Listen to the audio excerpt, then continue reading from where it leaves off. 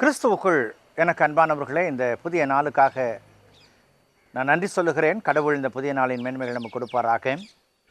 இந்த நாட்களிலும் கூட இந்த தின தியானத்தை ஒளிப்பதிவு செய்து அதை யூடியூபில் ஏற்றி நமக்கு வழங்குகிற அருமையான தம்பி பிரவீனுக்கும் அவருடைய குடும்பத்தின் மக்களுக்கும் நான் நன்றி சொல்லுகிறேன். அவருடைய இந்த முயற்சிகள் இறைவனால் ஆசீர்வதிக்கப்பட்டு இந்த நிகழ்வு அநேக மக்களுக்கு கிருபையாய் காணப்பட தேவன் தாமே தொடர்ந்து அவர்களை எடுத்து பயன்படுத்துவாராக. இந்த செய்தியை கேட்கிற மக்கள் நீங்களும் கூட அவருக்காக அவருடைய பணிகளுக்காக ஜெபிக்க உங்களை அன்போடு கூட கேட்டுக்கொள்கிறேன். இந்த நாளின் தியானத்திற்காக ஒரு வசனத்தை உங்களுக்கு முன்பாக வைக்கிறேன். அது பரிசுத்த மத்தேயு நற்செய்தி நூல் 15ஆம் அதிகாரம் 8வது வசனம்.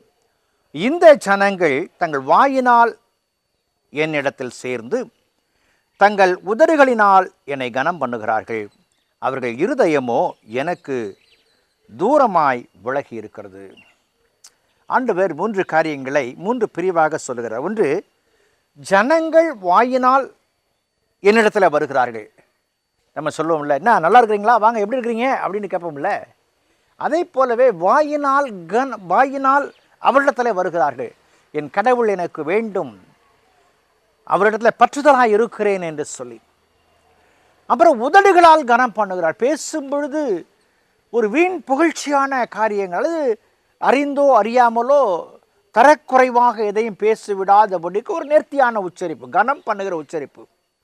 உங்களை போல உண்டான்னு நம்ம சொல்லுவோம் இல்லை, உங்களை பார்க்கறது கடவுளை பார்க்குற மாதிரி இருக்குதுன்னு சொல்லுவோம் இல்லை. அதை போல வாயினால் உதடுகளினால் கனம் பண்ணுகிற வார்த்தைகள், இந்த ரெண்டையும் சகஜமாக எல்லா மக்களிடத்திலும் இன்றைக்கு நான் பார்க்க முடிகிறது.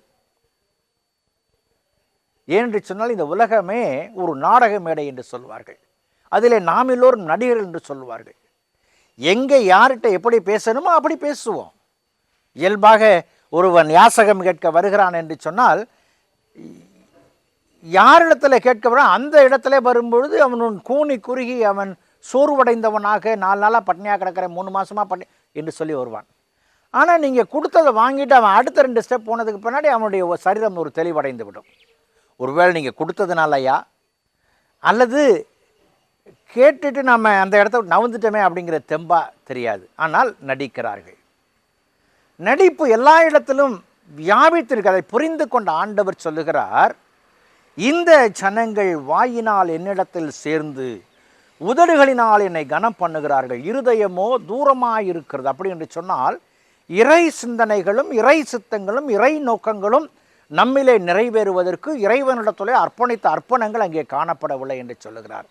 அன்பான விசுவாசிகளே, என் தேவன் தெரிந்து கொண்ட பாத்திரங்களாகிய நீங்களும் நானும் அவருக்கு உண்மை உள்ளவர்களாக இருக்க வேண்டும் என்று விரும்புகிறார். உண்மை உள்ளவர்களாக இருக்க வேண்டும் என்று விரும்புகிறார். நம்முடைய வாழ்வு இறைவனோடு பயணிக்க வேண்டும் என்று விரும்புகிறார். ஆகவே தான் ஆண்டவர் இந்த வார்த்தையை, அவர்கள் இருதயமோ எனக்கு தூரமாய் விலகி இருக்க, துணை ஏக்கம் ஆண்டவரிடத்தில். என் ஆண்டவருடைய ஏக்கத்தை சரி செய்ய அழைக்கப்பட்ட பிள்ளைகளாய் நீங்களும் நானும் காணப்படுகிறோம். சொல்லுவாங்க ஒரு கதை. முல்லா ஒரு முறை வீதியில் நடந்து போன பொழுது வழியிலே ஒரு வைர மோதிரத்தை கண்டுபிடித்தாராம். அந்த வைர மோதிரத்தை கண்டதும் அவருக்கு ஒரே மகிழ்ச்சி, அழகாக இருந்தது, நேர்த்தியாக இருந்தது. இதை தான் வைத்துக்கொள்ள வேண்டும் என்று விரும்பினார். இது மனித இயல்பு. ஆனால் அவர்களுடைய சட்டம் என்ன சொல்லுகிறது? வழியிலே கிடக்கிற எந்த பொருளை, தனக்கு சொந்தமில்லாத பொருளை நாம் கண்டெடுத்தால் மக்கள் கூடுகிற இடத்துல 3 நாளைக்கு இந்த பொருளை கண்டெடுத்தேன், யாருடையது என்று சொல்லி பெற்றுக்கொள்ளுங்கள் என்று சொல்ல வேண்டும். இதை இழக்க மனதில்லாத இந்த முல்லா சட்டப்படி செய்ய வேண்டிய காரியத்தையும் செய்ய வேண்டும். ஒவ்வொரு நாளும் அங்கே வருவார். ஒரு மந்தையில் நின்று, இந்த மோதிரத்தை எடுத்தேன், இது யாருது சொல்லுங்கள் தந்துடுறேன் அப்படின்னு சொல்லிட்டு போயிடுவார்.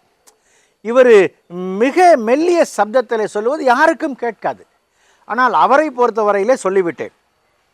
3வது நாள் இவர் இப்படி பேசி கொண்டிருந்த பொழுது, ஏன் ஒவ்வொரு நாளும் இவர் இப்படி சொல்லுவார் அந்த அறிந்த இவர் சொல்லி முடித்த, நீ என்ன பேசுன அப்படின்னு ஒருத்தர் கேட்டாராம்.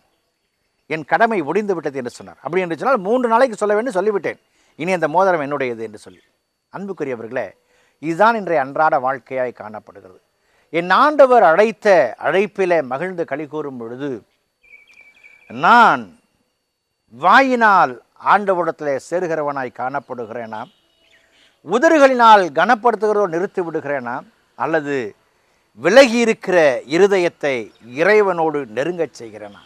இறைவனோடு நெருங்கச் செய்ய தேவன் அழைக்கிறார். ஒப்புக் கொடுப்போம், ஆசீர்வதிப்பார். ஜெபம் செய்வோம். பரிசுத்தமும் கிருபையும் நிறைந்த நல்ல ஆண்டவரே, இந்த நாளிலும் கூட உமக்கு நன்றி செலுத்துகிறோம். உம்முடைய கிருபை கர்த்தாவே எங்களோடு இணைந்து உம்மை கனப்படுத்த உதவி செய்யட்டும். எங்களுடைய இருதயம் இடத்துல பட்சமாக இருக்கட்டும். இந்த நாளிலும் கூட இந்த திருப்பணியிலே தன்னை இணைத்து கொண்டு செயல்படுகிற பிரவீனுக்காக, அவருடைய துணைவிக்காக நாங்கள் நன்றி செலுத்துகிறோம். மகனுக்காக நன்றி செலுத்துகிறோம். தேவன் ஆசீர்வதியும். தொடர்ந்து அவருடைய வாழ்வு, கையின் பிரயாசங்கள் எல்லாவற்றிலும் மகிமைப்பட எடுத்து பயன்படுத்தும். தேவைகளை சந்தியும். துதி கன மகிமை யாவையும் எடுக்கிறோம் எங்கள் ஜீவனுள்ள பிதாவே. ஆமேன்.